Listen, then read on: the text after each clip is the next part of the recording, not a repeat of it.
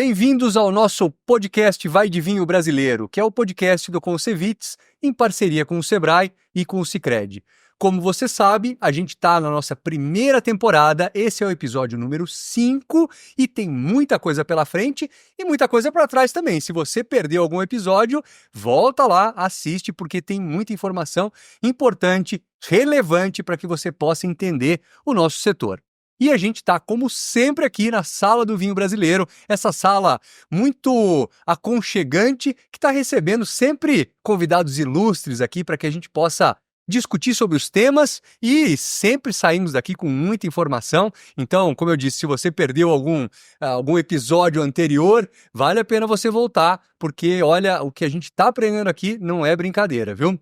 E hoje a gente vai falar então sobre sustentabilidade na vitivinicultura. É um tema que se você ainda não se aprofundou nele, agora é a hora, porque ele realmente é muito importante. E para isso, obviamente, temos 3 convidados aqui que eu quero apresentar para vocês. E o primeiro deles é o Hélio Marchioro, que é diretor executivo da FECOVINHO e conselheiro do Concevits. Bem-vindo, Hélio. Prazer. Obrigado por estar aqui com a gente. Obrigado eu. E vamos conversar aqui sobre sustentabilidade. Correto. Isso aí. Temos aqui também Ricardo Panho, presidente do Sindicato dos Agricultores Familiares de Flores da Cunha e Nova Pádua e conselheiro do Concevits. Isso aí, boa tarde, prazer estar aqui. Espero estar contribuindo com umas conversas aqui que seja produtiva, né? Prazer estar aqui. Que bom, obrigado. Com certeza vai contribuir, não tenho dúvida. E temos aqui também Marcos Boton, que é entomologista e pesquisador da Embrapa Uvivinho. Que é isso, né, André? Boa tarde a todos, Hélio, Ricardo, Daniel. Bom, primeiro é um privilégio poder estar participando do podcast, mas aí, o que é entomologista para os nossos, né, as pessoas que estão assistindo? Entomologista é o estudo dos insetos. E quando a gente fala de sustentabilidade, acho que todo mundo sabe a história de um bichinho que destruiu praticamente toda a viticultura na França, que chama-se Phylloxera, da videira. É um pulgãozinho que ataca a raiz da videira e praticamente dizimou os vinhedos. E quando a gente fala de sustentabilidade, o que é? Eu tenho que perpetuar o plantio.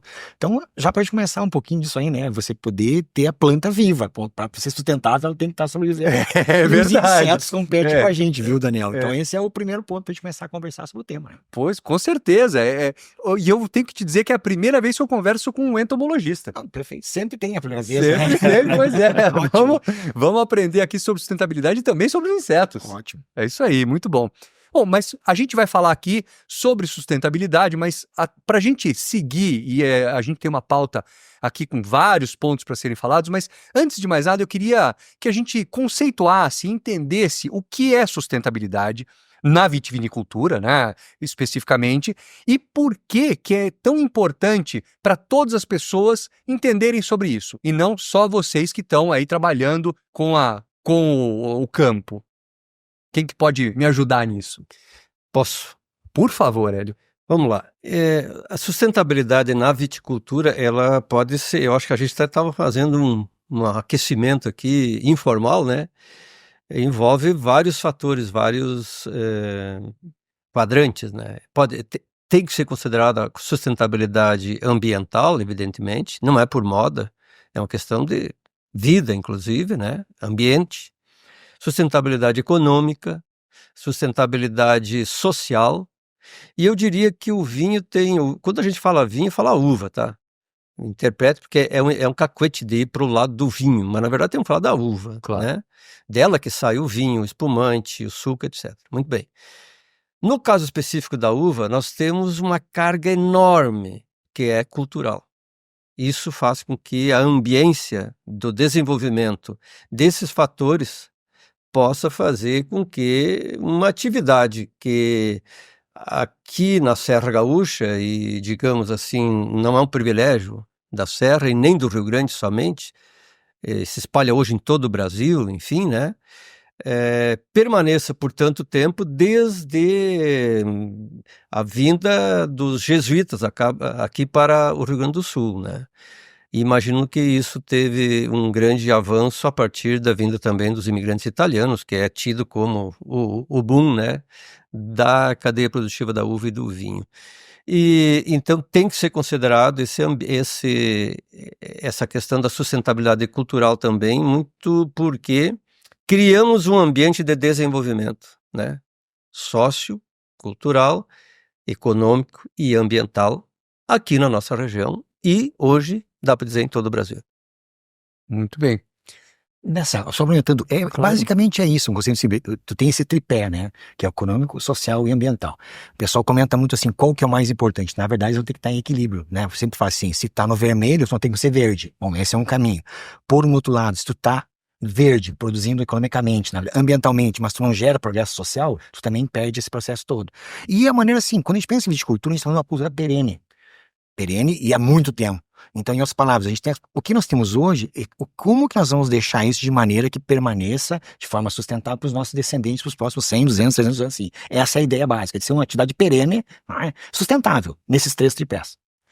Eu acho que caberia também aqui para contribuir, né, além de tudo isso que eles falaram, também a questão da sucessão familiar, né? Nós temos aí, esse ano se comemora 150 anos da imigração italiana aqui, e esperamos que tenhamos uvas aqui de 150 anos aqui produzindo ainda, né? Mas isso também precisa ter a sucessão familiar. A gente sabe hoje, né, nossa agricultura está um pouco velha, eu diria aqui, né? E precisamos criar maneiras para que o jovem continue, né, produzindo uva aqui na serra, né? Isso é um ponto importante, né, associação, mas tem um ponto, assim, que eu vejo, que nos acompanham. Quantos empreendimentos vocês não conhecem? Quem que faz uma vinícola para uma geração, gente? Ninguém faz uma vinícola para uma geração. Quando você faz um projeto, já está pensando lá na frente. Claro. Essa é uma coisa, isso é o legal da viticultura. Acho que esse é um ponto importante, sabe, Daniel? Assim, é uma cultura que se pensa muito nisso. Tu pensa na vinícola, vendo o processo de produção, e é uma coisa realmente perene. Então, é uma reflexão de uma cultura perene, né? Desde Jesus Cristo, lá atrás, e dos milênios, né? Mas como comentaste, na região aqui, a gente tem esse desafio de que a parte econômica e social permaneça na atividade, né? Porque é o que Sim. fez a gente chegar até aqui, né? Muito Sim. importante. Não, com certeza. Uma questão que dá para resgatar é de que a vitivinicultura, com a característica nossa, é distributiva. Ela permite oportunidades, né? Desde o pequeno produtor de uva pode também produzir o seu vinho. É uma cultura que distribui a riqueza. E isso gera mais riqueza, gera circulação nos conceitos mais capitalistas que possam existir, de socializar, inclusive, o dinheiro, a economia, as oportunidades, tá certo? Sem querer entrar na questão vamos dizer assim, conceitual, entendeu? Do que seja, por exemplo, quanto mais colaborativa e cooperativa, mais longevidade vai ter e mais distribuição vai ter. Equitativa conforme o trabalho de cada um. E Hélio, complementando isso, a gente está, na verdade, com muitas pessoas diferentes aqui. Vamos pensar bem simples. Nós estamos falando de viticultura brasileira. Esse eu acho o nosso enfoque. O Brasil também produz vinhos. Nós não somos só soja, milho, trigo. Essa é uma questão bem importante de reforçagem. Então, o vinho brasileiro, quando você consome ele, você está garantindo que o filho do panho fique no campo, que o neto, que a gente tem uma coisa local. Percebeu como isso também é sustentável? No momento que eu consumo um produto importado, eu estou gerando renda para quem? Para pessoas lá no Chile, lá na Argentina, enfim. Essa é uma reflexão também que o consumidor também tem que pensar na sustentabilidade. Por quê? Porque se o filho, né, do produtor lá de Flores da Cunha, do interior, não ficar na propriedade, ele vai para a cidade e vai ser mais uma questão de consumir água, energia lá. Quando tem esse produtor com renda e qualidade de vida no interior, você também está ajudando ele a ser sustentável, o setor ser sustentável. Então o consumidor também é responsável pela sustentabilidade no setor. Então é uma reflexão que a gente tem que fazer. É uma cadeia onde todo mundo está envolvido, né? E sempre, se você vê nos países tradicionais, você chega aqui em Bento Gonçalves, tu não vai pedir um vinho chileno, tu não vai pedir um vinho argentino, tu não vai pedir um vinho, não, tu vai tomar um vinho local. Isso é o valor, é o saber fazer, é o terroir. Essa é a provocação que a gente está fazendo com a sociedade também, de entender, de valorizar o que é teu, né? Suporte o teu vizinho, porque se ele tá bem, eu também tô bem. Eu não preciso fazer cerca, né? Eu tô trazendo justamente essa conexão que o Hélio falou. Agora, vocês acham que esse é um tema novo, esse é um tema talvez um pouco mais antigo, mas que não se falava muito nisso, porque hoje em dia a gente fala muito em sustentabilidade, né? E eu acho que um tema que você trouxe muito importante principalmente no vinho, na produção de uva e vinho, como você bem disse, ninguém monta cria um negócio, né? Cria uma vinícola só para ele ali, ele já está pensando no futuro, né? Então, de uma forma ou de outra, ele já pensou em sustentabilidade desde os primórdios, né? Mas me parece que hoje esse tema está mais em voga. Para vocês, ele está mais sendo falado? É um tema mais recente ou não? Muito pelas necessidades. Eu acho que não é só uma moda, é necessidade mesmo, né? Nós aqui vivemos pela questão climática, por exemplo, algumas coisas que meio que nos espantam, né? Não vamos nem puxar as questões mais graves. Mas, por exemplo, a seca trouxe uma reflexão muito forte, né? Será que a solução é fazer e espalhar poço artesiano pelo estado todo para resolver o problema da água?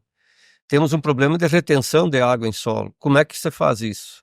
A técnica agronômica entra em campo também para dar essa dica. Até alguns anos atrás, o sistema Parral, o sistema de latada, ele também diminuía a possibilidade de, embaixo do parreiral, ter, por exemplo, vegetação.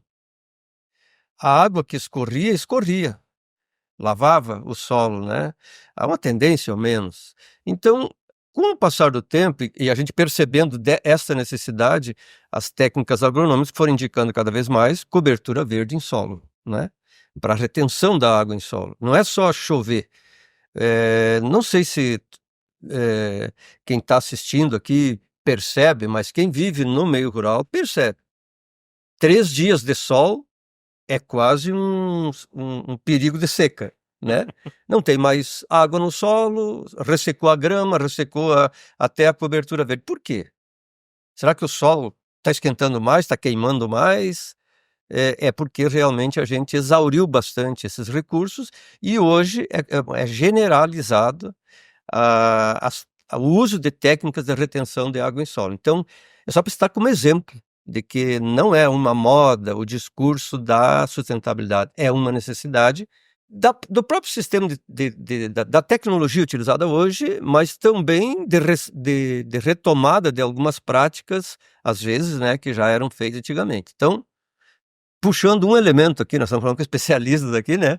Mas isso é uma coisa que nós estamos sentindo na produção da uva hoje. Mas em todos os setores, né, Daniel? Se for pensar assim, o que é, se eu pegar e não me preocupar em repor, de uma maneira muito simples, só vou cortar, só vou extrair, chega uma hora que eu preciso repor, né? Então, esgota. A gente sabe que é assim. Então, a consciência é porque antes tinha mais abundância.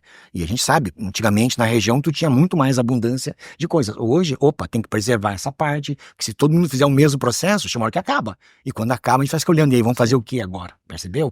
Então, é por isso que essa percepção, as pessoas estão entendendo que se eu continuar no ritmo X, eu vou colher Y e pode ser não ter mais nada. E aí eu vou ter que pagar a conta, né? E a conta vai vir. É isso. Quando a gente fala de sustentabilidade, vocês entendem que é um tema que é para todos os produtores, do menorzinho ao maior, ou esses pequenos ainda não alcançam isso, só para os maiores? É um tema só para grandes empresas, para pequenas empresas?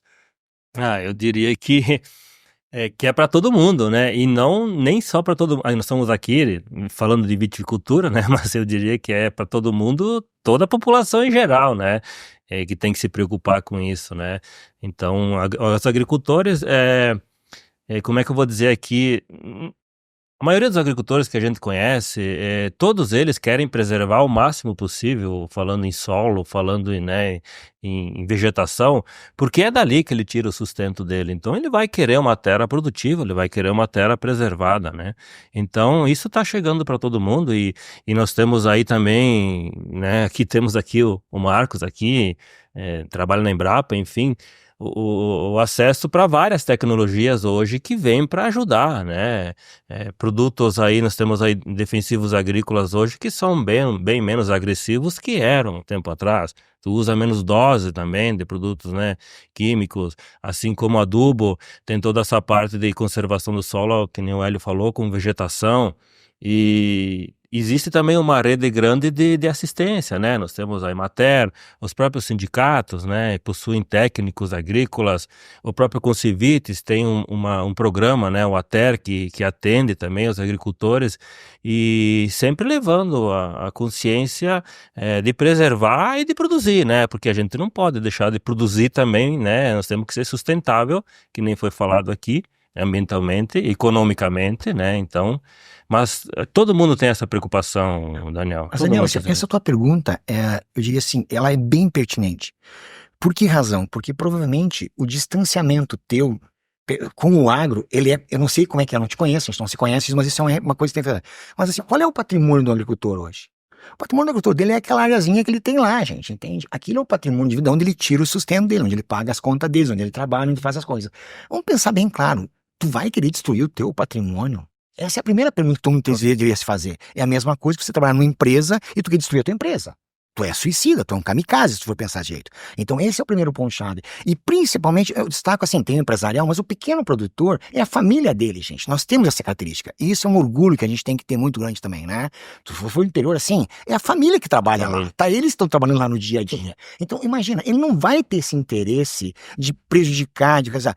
Eventualmente, por uma falta de informação, por um desconhecimento, alguma coisa pode acontecer, mas eu tenho certeza que é muito mais uma questão, assim, ocasional do que intencional.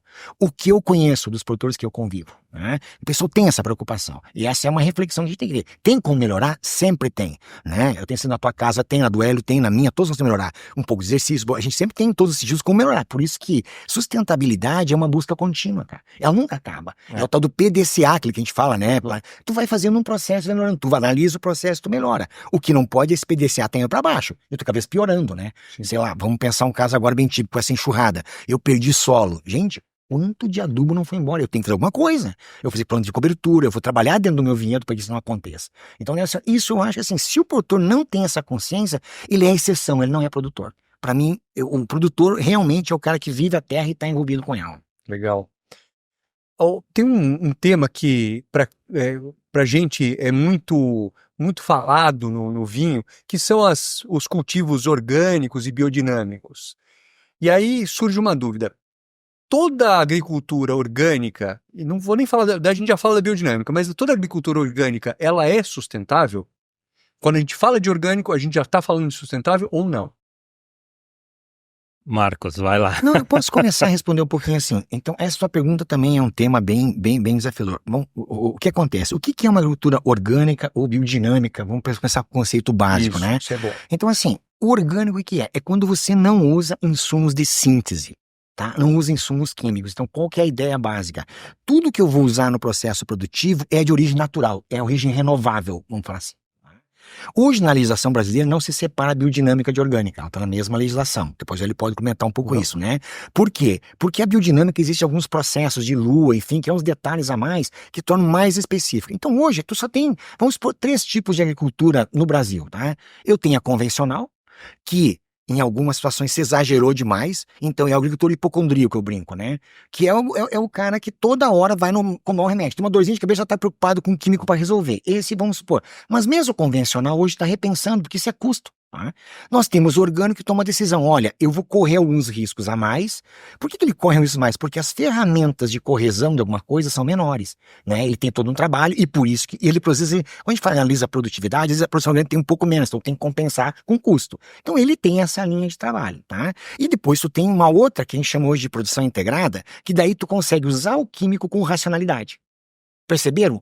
Todas elas, o que é o objetivo? É chegar na sustentabilidade. Todas elas são sustentáveis. É isso que eu quero. Se tu me perguntar, Marcos, como é que tu vê como entomologista isso? Eu volto a dizer assim, ó, vai ter um momento que eu precisar de um químico para controlar uma praga. Porque eu tenho que tomar uma decisão. Eu vou perder 20% ou eu vou usar um produto na medida certa, na hora certa, respeitando as regras. O que eu prefiro? Eu prefiro isso. Mas tem outros, não. A minha decisão é, eu vou perder 20%, por exemplo, mas não vou usar nada de químico. Aí é uma questão que eu volto a falar. A busca é por sustentabilidade. Porque eu não posso matar meu negócio. Né? E muito disso é negócio também. Isso. Então, eu acho que essa é uma provocação. Não sei se eu te respondi a pergunta, mas isso precisa ser entendida, né? Então, orgânico, mas é muito simples. Não usa nada de síntese. Tá? Tecnicamente. E aí tem tecnologias para isso. E muitas tecnologias orgânicas acabam sendo um pouco mais caras. Por que razão? Exige mais mão de obra, que é um custo que a gente tem hoje, né? Então, sei lá, aconteceu uma praga lá, em vez de eu aplicar um produto, eu vou lá e mato com a mão, estou exagerando uma coisa. Eu tenho que fazer composta, eu tenho que preparar a propriedade. Então, isso tem um lado maior. Isso vai ter um custo para o consumidor no lado. Se o consumidor entende isso e está disposto a pagar, o que não pode é ele passar mal, entende no final. Todos os produtos têm que dar segurança para o consumidor. Eu acho que não daria aqui para escolher um dos 3 métodos que foram citados aqui como sendo sustentável. Os 3 podem ser sustentáveis, né? Porque que nem também o Marcos falou, logo aí na frente tem o consumidor. Se eu tenho um produto orgânico, talvez com um custo maior, eu preciso de um consumidor que me pague esse diferencial, né? Senão, eu vou estar produzindo, mas não vou estar sendo sustentável economicamente. Então, acho que os 3 métodos são sustentáveis se a gente praticar eles direito, respeitando, enfim, né, seguindo orientações, né? Então, é nesse sentido, eu vejo que não dá para escolher um único método como sustentável, né? Mas eu colocaria os 3 métodos trabalhando de forma correta, todos eles seriam sustentáveis, né? Bueno, eu acho que dos maiores exemplos que nós temos hoje de sustentabilidade é uma busca pela eficiência e eficácia até na aplicação dos produtos, mesmo sendo químico.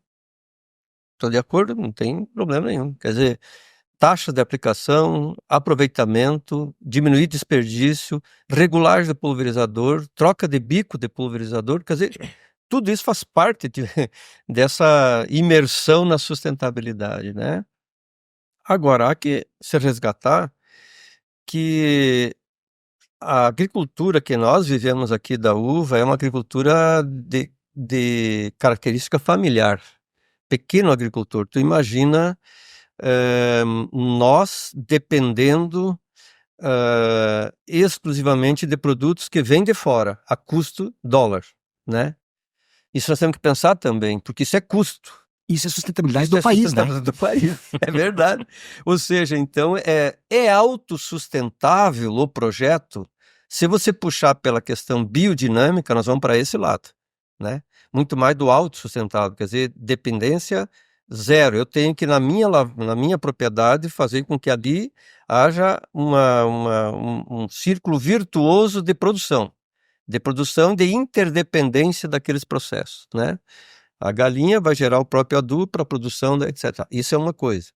Aqui na Serra, eu agora falando da Serra, o Rio Grande do Sul em geral, é muito difícil produzir produção orgânica e biodinâmica. A biodinâmica, como diz muito bem o Marcos, há um ingrediente que são os preparados biodinâmicos, tem toda uma construção a partir de uma teoria de especialistas, enfim, que a gente segue.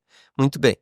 Agora, pode haver esse consórcio também, né? Só não pode haver consórcio, não pode haver de produção, vamos usar convencional, não sei se é isso, não que seria convencional, de orgânica e biodinâmica, não tem como produzir junto. Não, até porque o orgânico biológico não aceita um Não químicos, aceita, né? Entendi, Não tem como. Simples assim, esse é o ponto de muito corte, simples, né? né? É isso aí. Agora, não tem como nós omitir neste momento aqui o grande progresso que está ocorrendo na produção de insumos biológicos, certo? Que isso facilita muito e, de forma racional, nós poderemos produzir os nossos próprios insumos, certo? Evidentemente que até nas grandes empresas agrícolas brasileiras, seja de outras atividades, já tem a produção dentro da própria empresa. Então, nós poderemos, na uva, usar muito esses mecanismos e avançar bastante. E nós também, uma coisa que nos alegra nesse momento é que há uma preocupação da ciência, da pesquisa, né, da extensão, nesses processos, né? Aqui nós temos um representante da Embrapa, que quem é que tem o privilégio de ter uma Embrapa em casa, né? Eu brinco muito, nós temos uma Embrapa em casa, né? Mas tem Instituto Federal, tem as próprias empresas estão preocupadas com isso, e as cooperativas que têm todo um programa mas tem um outro ingrediente que nos empurra para esse processo, que é a questão da rastreabilidade do produto. Quer dizer, no momento que nós for colocar produto no exterior, isso é na carne, é na soja, em tudo que é elemento, no vinho também, sempre vai ser levado, e cada vez mais levado em consideração, da onde que vem a parcela da uva que produziu aquele vinho, certo? Então, essas cadeias controladas, cada vez maior, eu não tenho aqui os dados científicos, enfim, o Marcos pode nos ajudar mais, mas eu acho que é um elemento que tem que ser considerado também, não só para colocar produto fora do país, por exigibilidade de comércio justo, mercado, sustentabilidade, sei lá o quê, mas também para o consumidor brasileiro, certo? Eu acho que foi dito aqui no início uma coisa que o mercado brasileiro é muito aberto, ele recebe vinho de tudo que é lugar. O desafio que eu faço vai vender vinho na Argentina, para ver se tu vende vinho brasileiro na Argentina, espumante na Argentina. Por outro lado, esse conceito, vamos dizer assim, que se mistura com o mercado, se nós tivermos clara essas, não eu diria certificações, mas qualificativos da nossa produção, que nós estamos num processo acelerado, nós consumiríamos sempre mais vinho brasileiro. Então, divulgar, assim que nós estamos tendo a oportunidade com todo o trabalho que está acontecendo no Concevits, é fator assim determinante para que o consumidor entenda que a economia depende também de que você consuma, né, um produto nacional. Vai fazer com que eu que vendo possa consumir o teu outro produto, que é no teu restaurante não ter vinho prioritariamente importado, etc e tal. Pode ter vinho brasileiro. Se eu vender mais produto brasileiro, suco brasileiro, espumante brasileiro, eu vou gerar um círculo virtuoso também na economia. Então, sustentabilidade considerando os vários elementos e considerar a forma de produção, eu entendo assim que nós estamos num estágio muito positivo, realmente muito positivo. Me parece que um ponto importante aqui para quem é de fora que eu digo, eu tenho certeza que muitas pessoas que estão nos assistindo aqui são do meio do mercado, né, conhecem, mas não, provavelmente muita gente também não está ali no campo, na produção, né, junto. E pode-se, ou podia, talvez, porque depois desse podcast isso vai ser mudado, né, ter a impressão de que era uma coisa ou outra, né, ou você, se você usa aditivos químicos, se você usa qualquer coisa que não seja natural, então você não é sustentável, né? O que vocês estão dizendo para a gente aqui é que é possível ser sustentável com novas tecnologias, com produtos talvez até mais efetivos, né? E que sejam até mais saudáveis, talvez, né? Isso tudo deve vir da tecnologia, né? Sim. Das novas tecnologias. Mas tem um outro ponto aqui, que é o manejo de pragas, né? A gente tem aqui essa história do manejo integrado de pragas, porque aí, de novo, quando a gente fala, né, com quem não está no campo ali, quando você fala em pragas, você já entende, bom, então isso aqui já temos um problema. Pelo jeito, não. Pelo que vocês estão contando para a gente aqui, tudo está integrado e tudo isso pode ser sustentável também. Então, assim, quando a gente pensa em, vamos lá, a gente chamou todos os pilares da sustentabilidade, mas vamos pensar em produção vitícola. Primeiro ponto extremamente importante da viticultura brasileira, né? Nós temos variedades americanas. Nós não somos 100% viníferas dentro do Brasil. Por que isso significa? A sensibilidade a pragas e doenças das americanas é bem menor do que as viníferas. Olha que ponto positivo. A gente não fala sobre isso muitas vezes. Então, as americanas exigem bem menos tratamentos fitossanitários, né? Por quê? Porque elas são resistentes por si só, per si só.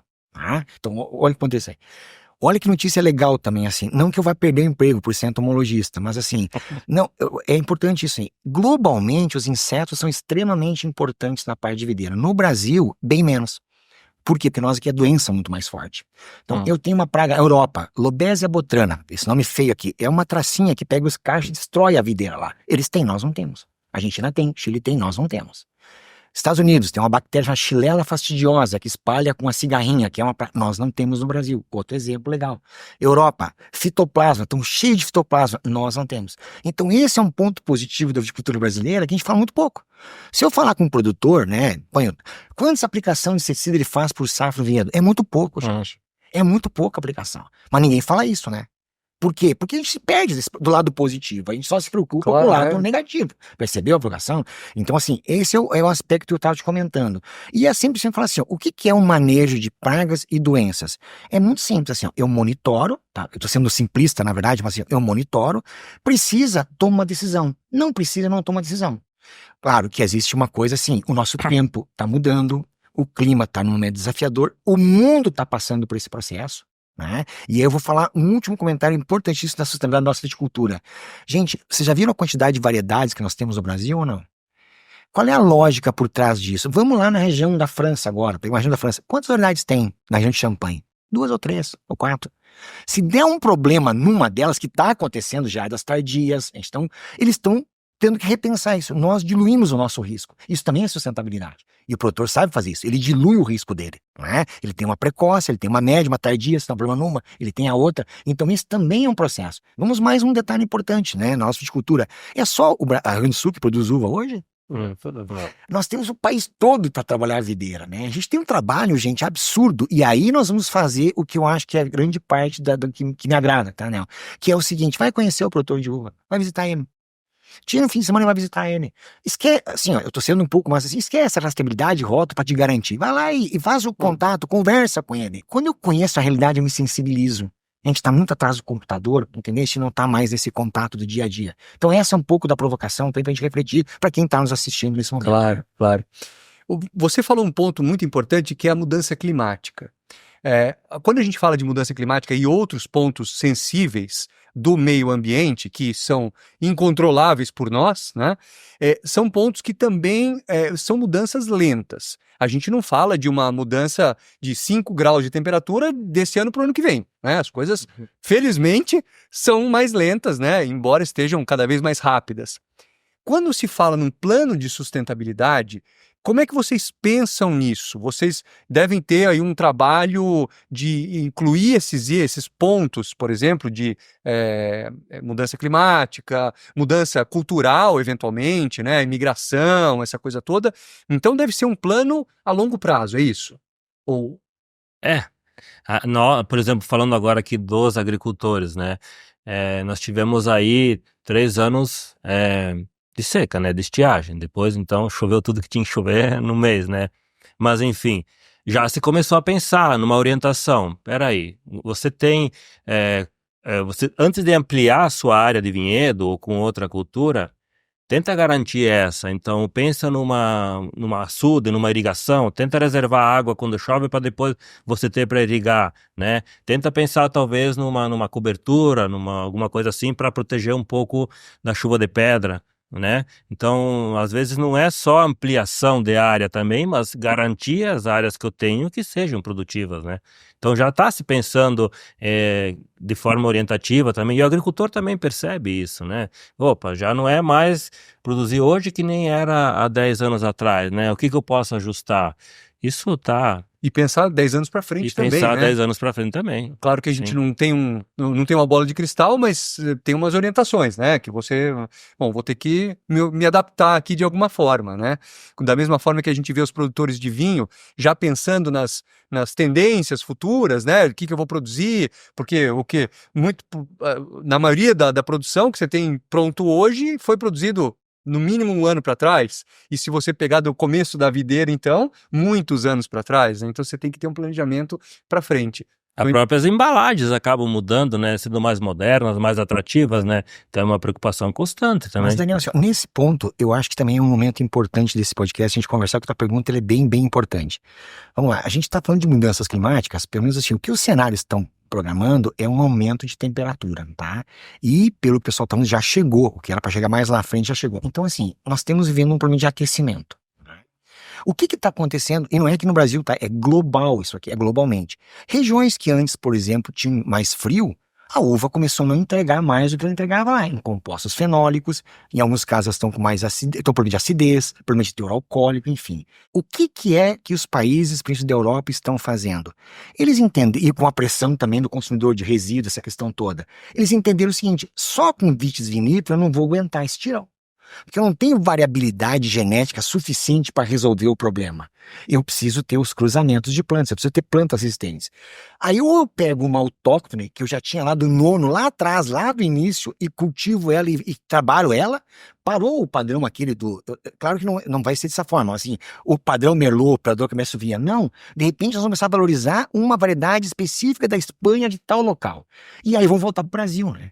Nós temos hoje esses cruzamentos que a gente fala das uvas híbridas, das PIV, que é doença, nós já temos as nossas PIV, né? Só que o consumidor não entendeu isso. No momento que ele entender isso e passar a valorizar, elas são adaptadas para o nosso terroir. Elas já têm programas hoje para a questão da climática. E nós temos um privilégio que é o seguinte: nós temos uma região aqui no sul, chove mais, mas se eu quiser fazer experimento no Nordeste, eu vou em Petrolina, não chove o ano todo em muitas regiões, claro que mudou, mas eu tenho todo o Brasil para adaptar isso. Olha que privilégio que o Brasil tem de, nesse momento de mudanças climáticas, sair na frente, inclusive na viticultura. Essa é uma reflexão. E isso vai ser ciência, vai ser um trabalho conjunto, mas ele precisa ser compreendido, né? Porque é o momento. Os outros estão fazendo o que a coisa, em uma situação nós já temos ela disponível, né? Claro, com certeza. A gente está falando muito aqui de várias formas de se ter sustentabilidade, né? E a gente sabe também que existem muitas certificações, muitos, né, selos. Tem o selo da agricultura orgânica, tem certificados biodinâmicos. Como é que vocês veem esses selos, essas certificações? Vocês entendem que são importantes, que elas agregam para vocês?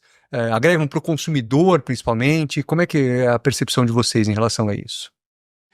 Vem toda daquela parte da rastreabilidade, né? Certificação de boas práticas de produção, por exemplo, né?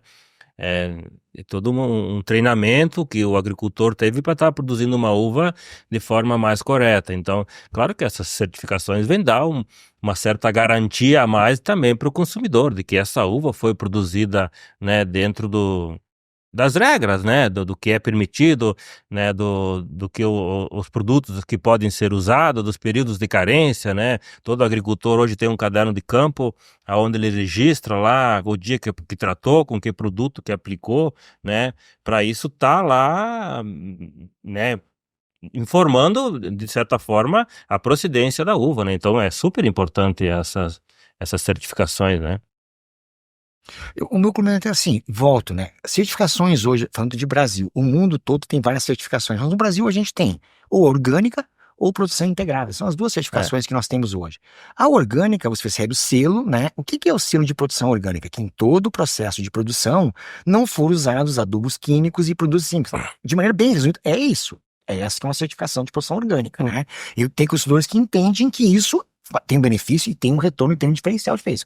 A produção integrada, que a gente tem hoje duas empresas principalmente, né? Posso-ter, a Shandong tem isso, a Ravanello já certificaram. O que é? Eles usam no sistema em situações específicas químicos, perfeito, e, obviamente, com todos os cuidados possíveis. São essas duas certificações que a gente tem.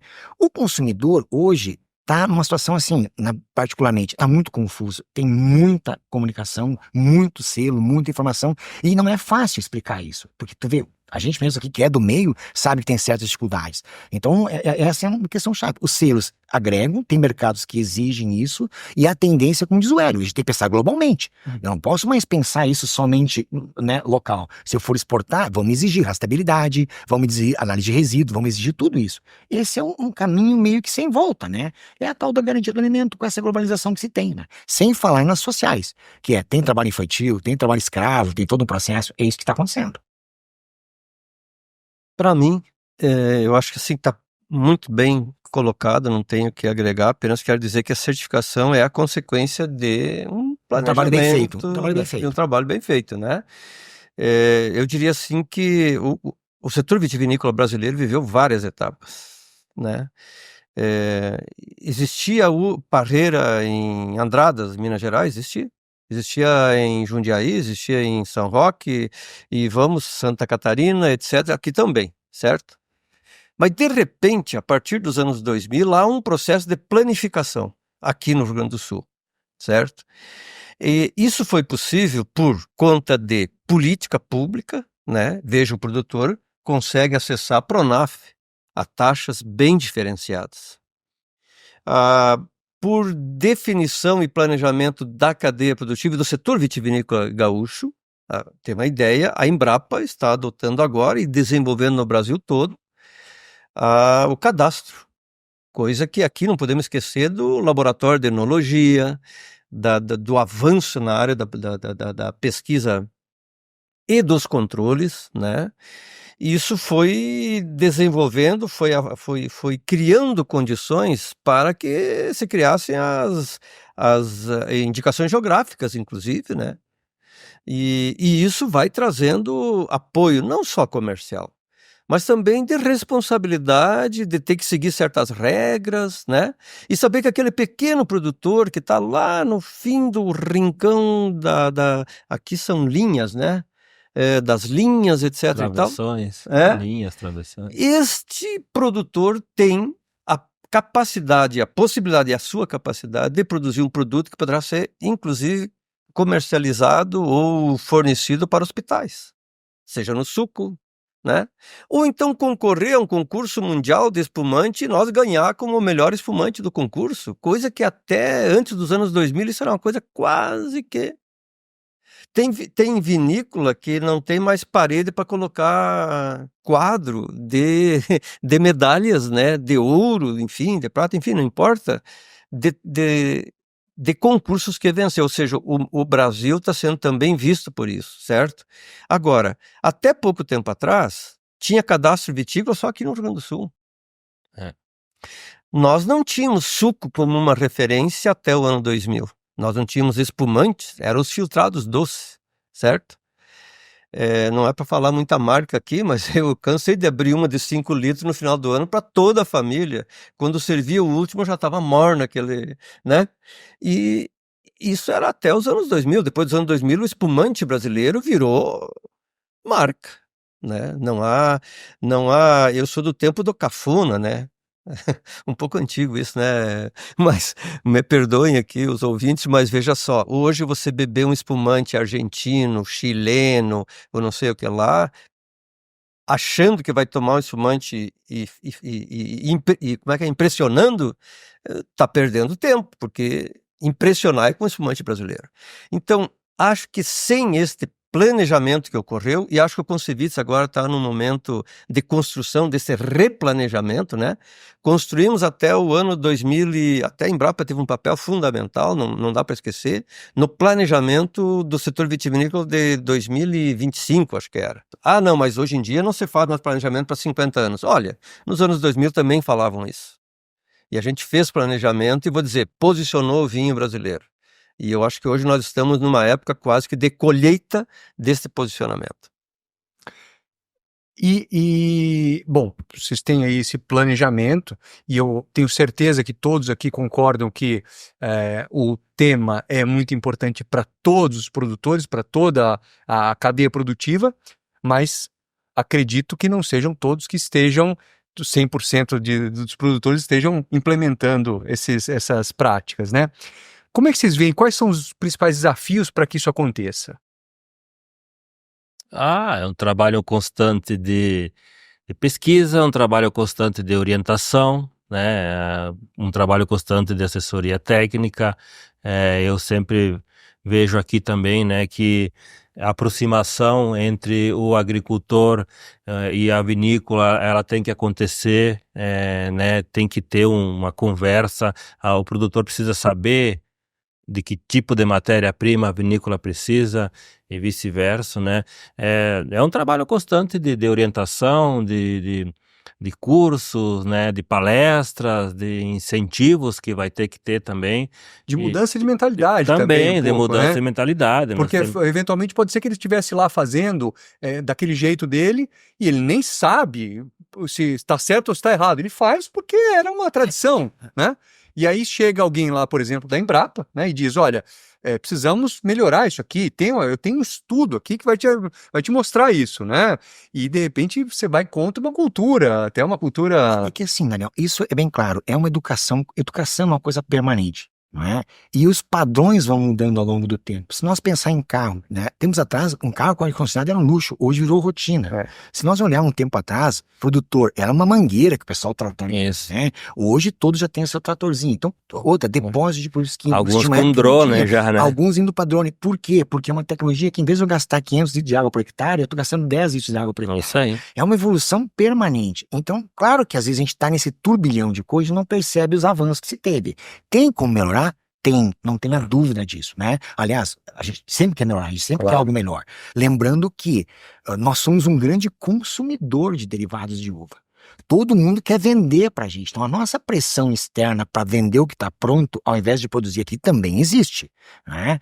Então, nós estamos aqui todos pensando assim, poxa, como que eu faço uma indústria brasileira da uva e do vinho ser competitiva global? Esse é o sonho que a gente tem que ter. E para nós entrar nesse mercado, eu tenho que pensar em sustentabilidade. Essa é a régua para entrar nesse mercado. Não é? Então, assim, nós estamos numa caminhada, acho que todos aqui acreditam nesse processo todo, por isso que a gente está envolvido, né? E a gente entende que, poxa, nós somos consumidores. Vamos pensar, há 30 anos atrás, 40 anos atrás, quem falava de laranja do Brasil? Quem falava de outros frutos? E nós estamos indo, gente. Nós estamos crescendo. O meu sonho é enxergar a uva como um dos grandes produtos, né, dentro das nossas pautas de produto top do Brasil. Né? Que quem estiver em Brasília enxergue o setor da uva e do vinho, todo esse processo que tem por trás. Né? Porque às vezes, claro, são números macros, né? A gente acaba sendo invisível. Mas esse espaço, na minha opinião, existe. E assim, né, nós nunca vamos ser unânimes no caso, né? Não é 100% dos agricultores que estão acompanhando isso. Vai ter aquele que vai demorar mais para se aperfeiçoar, vai demorar mais para entender que está mudando, né? Por isso que nem o Marcos falou, o processo de educação é constante, né? Mas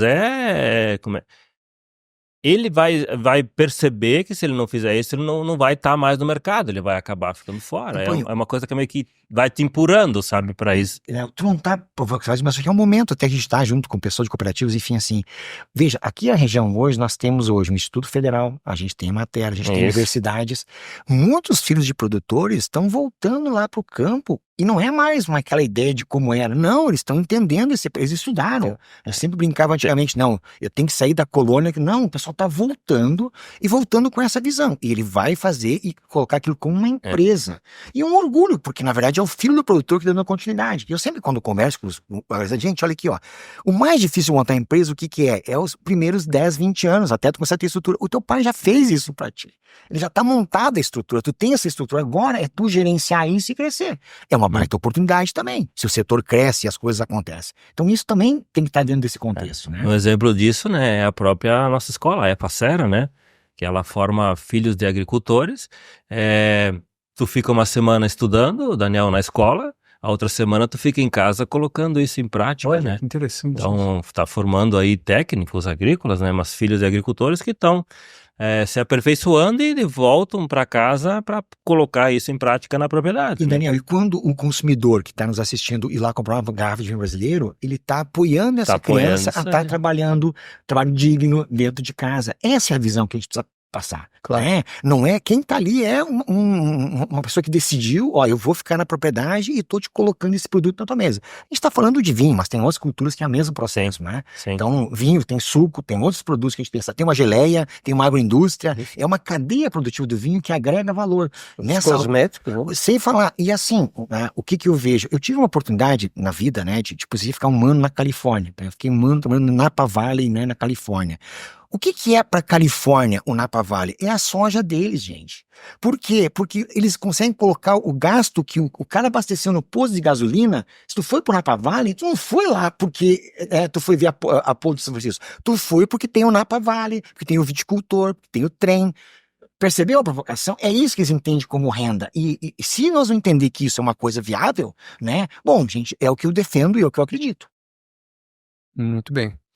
Eu acho que a gente, como você bem disse, todo mundo aqui concorda, né, que sustentabilidade é um tema cada vez mais necessário de ser falado, de ser discutido, ser conversado, mas também de ser entendido, né? E eu espero que muitas pessoas assistam esse podcast nosso aqui, porque ele trouxe muitas informações muito esclarecedoras para a gente entender que não é um tema só para os agricultores, para os produtores, mas para todo mundo e também, arriscaria dizer, principalmente os consumidores, porque a gente faz parte dessa volta, né? Se a gente não voltar a isso e não valorizar isso, também não tem, né? É uma ida e volta esse processo, né? É que quando a gente ouve a palavra sustentabilidade, a gente já remete para o meio ambiente, né? Isso. É sim meio ambiente, mas não é só meio ambiente, tem todo, né, um trabalho por trás, um outro processo que envolve outras coisas para tornar isso sustentável, né? Também a gente fala, e vamos falar em defensivos agrícolas, né? Porque se a gente falar em agrotóxicos, né, é um nome pejorativo. Mas Sim. o que é o defensivo agrícola? Defensivo agrícola é um remédio que tu aplica na pareira quando ela está doente, né? A mesma coisa é eu, quando fico doente, estou com pneumonia, alguma coisa, eu vou no médico e ele me dá um remédio. Então, se eu usar esse remédio corretamente, quando for necessário, na dose que tem que ser aplicada, respeitando, né, a carência, é um remédio que tu vai usar para aquele momento e pronto, né? Então, também isso tem que ser um pouco desmistificado, né? Porque a gente pensa que, usei defensivo na pareira, estou contaminando a pareira. Não é. Ou o produto, enfim, né? Se ele é usado corretamente, não tem problema nenhum. E o Marcos que me corrija se eu estiver errado, né, Marcos? E, Ricardo, aproveitando então que você está contando essa história pra gente, você que é o presidente aí da comissão da uva, né? Como é que tá? Você que deve estar muito em contato aí com os produtores, né? Como é que os produtores estão aderindo a essa ideia da sustentabilidade de uma forma geral? Sim, com certeza, que nem a gente já falou aqui, né? Eles estão entendendo, né, entendem que a propriedade é o patrimônio deles, né, então eles cuidam daquela propriedade. É claro que isso também demanda de renda, né, então muitas vezes eu tenho que ampliar minha propriedade lá, meu pedaço de Parreiral, porque eu preciso ter um pouco mais de renda, enfim, minha família aumentou, meus gastos aumentaram hoje, né, talvez eu tenha que derrubar uma árvore, né, então muitas vezes o agricultor é julgado por isso, mas ele derruba aqui, mas ele está preservando no outro lado, né? Então, sim, o produtor cada vez mais ele tá consciente disso, né? Na questão da água, na preservação da água também, de ter sua açude, né? Para poder tá reservando água para quando precisa. Ele vem se aperfeiçoando nisso também, sim. Me parece que é um tema que já estamos bem evoluídos, mas que nós vamos precisar conversar muito ainda sobre esse tema de sustentabilidade e que venham muito mais outros momentos para que a gente possa falar, para que mais pessoas tenham essa consciência, né? Ah, com certeza. Olha, a gente tem um quadro aqui que é o nosso ping-pong, que eu espero que vocês estejam preparados, porque agora é uma chuva de perguntas que eu vou mandar para vocês, e eu faço a pergunta e eu passo aqui, então, eu vou fazer na sequência que a gente tem aqui na mesa, né? E eu vou perguntando, vocês vão me respondendo, pode ser? Então, vamos lá. Então, um vinho brasileiro, começa aí, Hélio. Que coisa, gente. Um vinho de mínima intervenção, possível. Ricardo? Eu diria assim, nossos vinhos de mesa aqui, produzidos aqui no Brasil, eles estão assim, melhoraram muito, e eu te diria que pro dia a dia, para estar tomando assim, eu diria que um vinho de mesa. Boa. Eu vou de BRS Bibiana. Olha ali, ó. Boa. Tá defendendo, né? É isso aí, tá certo. Eu tô vendo que cada um tá tentando defender Tá o puxando o seu seu aqui, exato. Mas calma que tem muita pergunta. Vamos lá. Aqui, né? Uma palavra para descrever o vinho ideal. O que te causa equilíbrio, né? Quando compra, quando bebe e depois de beber também. Boa. Eu ia dizer aquele que eu consigo pagar, mas eu acho que emoções talvez seja a palavra que remeta ao vinho, né? Para mim é agradecer o dia a dia e celebrar as conquistas. Boa. O que nunca pode faltar ao lado de uma taça. Outra taça. Boa. Essa é fácil. Eu no lado da taça. Não, eu é família e amigos. Uma isso boa aí. mesa. Eu acho que esse é para mim, o Boa. complemento ideal, né? Agora você pode escolher um ou outro, tá? Ou um filme, ou um livro, ou um influenciador, ou outro podcast sobre vinho para indicar pra gente. Esse é um despreparo pessoal aqui, mas eu tenho que resgatar um livro escrito por um professor da URGS, que fez um estudo sobre o setor vitivinícola do Rio Grande do Sul, colonos do vinho, e nesse estudo já ele apresentava uma imagem de uma garrafa, né, com a importância que tinha de cada uma eu diria assim, das pessoas ou das fases, né, até tributária. E esse livro ele resgata um pouco da cultura regional. Não é para contar o livro, eu preferi o livro para não contar um filme. Boa. Mas é Os Colonos do Vinho, do professor da URSS, que agora me foge o nome. Me desculpe, eu acho que Vanderlei, uma coisa assim. Ótimo. Eu diria que uma pessoa, acho que não chega a ser influenciadora, mas Janaína Massaroto, uma mulher lá de Flores da Cunha, que ela tá contribuindo muito com o vinho, não só de Flores da Cunha, mas de todo o Rio Grande do Sul aqui. Verdade. Eu vou sugerir que todos os telespectadores, o pessoal que está acompanhando o podcast, procurem no YouTube um documentário chamado Vitis Prohibita. Tá? É um documentário de 2019 da França, onde o pessoal resgata por que a Europa proibiu as uvas americanas e híbridas. Com um questionamento, quando a gente fala de sustentabilidade, justamente esse é o tema do momento. Então, digitem aí Vitis Proibida, vale a pena, e deve sair a segunda etapa agora, em breve, na verdade. Inclusive, uma das pesquisadoras responsáveis veio para o Brasil para resgatar variedades americanas que o pessoal perdeu lá fora e nós temos aqui. Então, eu deixo isso como sugestão. Muito legal. Show. Agora, melhor harmonização para hoje. Onde é que tu tirou essas perguntas? Esse aqui para hoje.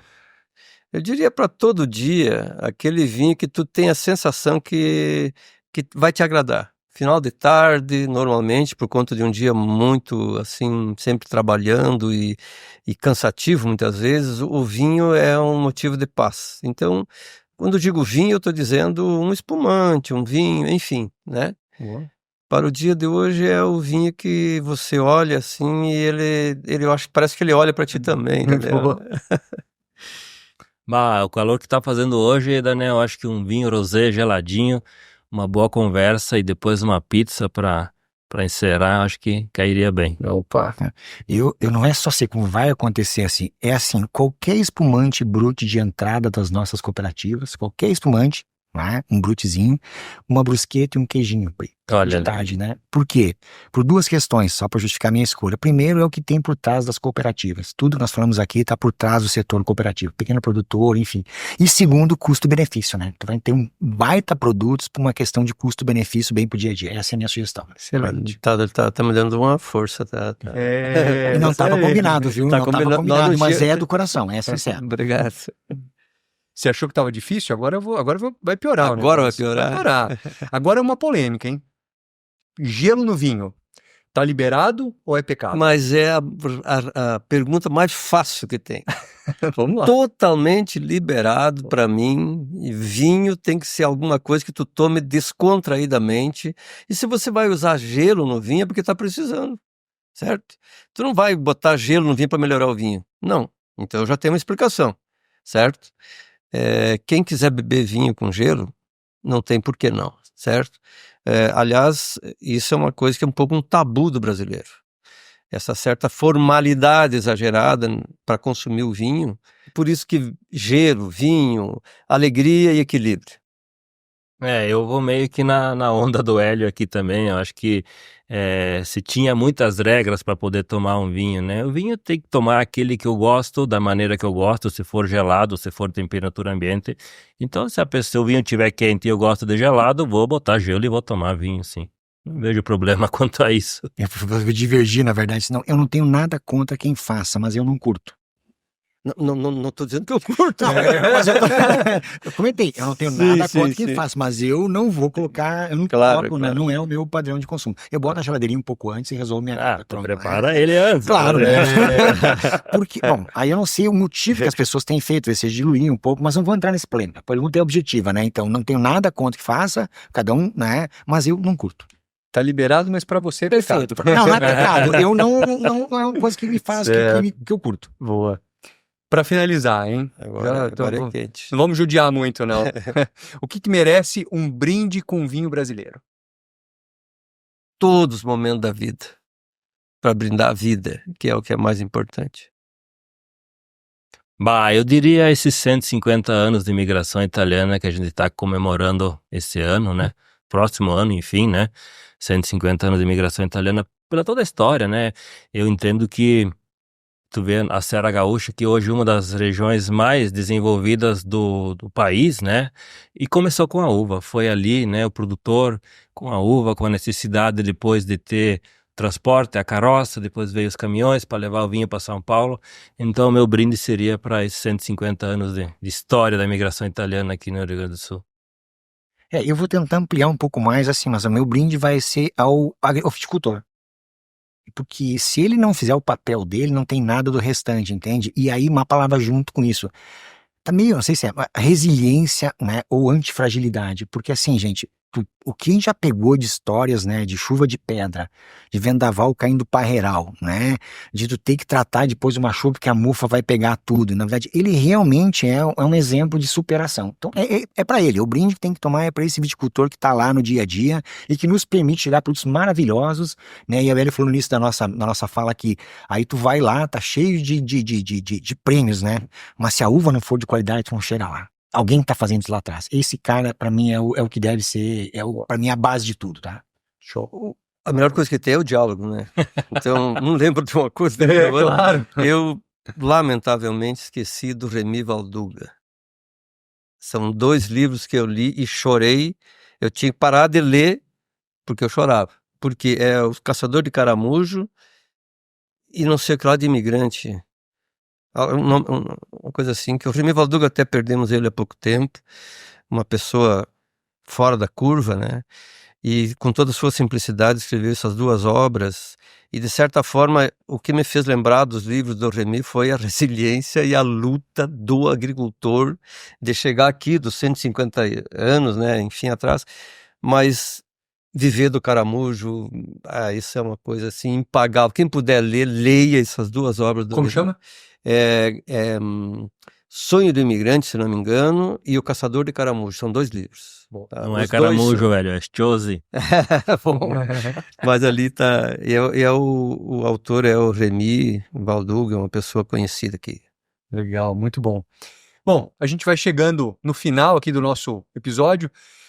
Antes de agradecer vocês, quero já lembrar o pessoal que está acompanhando a gente que essa primeira temporada do nosso podcast Vai de Vinho Brasileiro tem 10 episódios, ou seja, você tem bastante informação, tem muita coisa para você acompanhar com a gente aqui. Se você tiver alguma dúvida, quiser conversar com o Concevits, quiser perguntar alguma coisa ou mandar algum comentário, a gente coloca sempre aqui um QR Code na tela, onde só você apontar a sua câmera, você pode entrar em contato pelas redes sociais, ou se você estiver vendo a gente pelo YouTube, por exemplo, pode deixar um comentário, pode também já deixar aquele joinha, pode seguir aqui o canal e receber todas as informações. E essa, como eu disse, é só a primeira temporada, a gente depois tem muito mais. O nosso próximo episódio, a gente vai falar de vinho e cultura, o papel do vinho na gastronomia brasileira. Falamos um pouco aqui de gastronomia, mas a gente vai ter um episódio dedicado à gastronomia, porque isso sim vai dar fome, hein?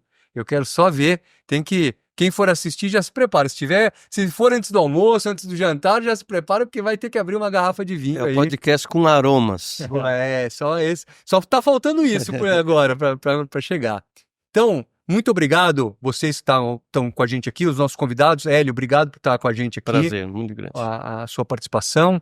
Ricardo, obrigado aí por todo o conhecimento, todas as informações. A gente que agradece, espero que quem nos ouve aí, né, que se a gente conseguiu levar alguma informação e deixar esse ouvinte um pouco mais apaixonado pela viticultura brasileira, ficamos felizes aqui. Com certeza. Obrigado, Marcos, pela tua participação, por todas as informações e por ter trazido essa parte entomológica, é isso? Isso aí. Para o nosso podcast aqui, sempre aumentando aqui os nossos conhecimentos, né?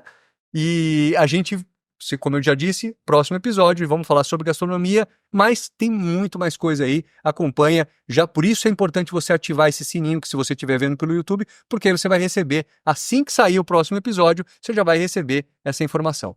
Então, pessoal, muito obrigado, um brinde a todos e até o nosso próximo episódio.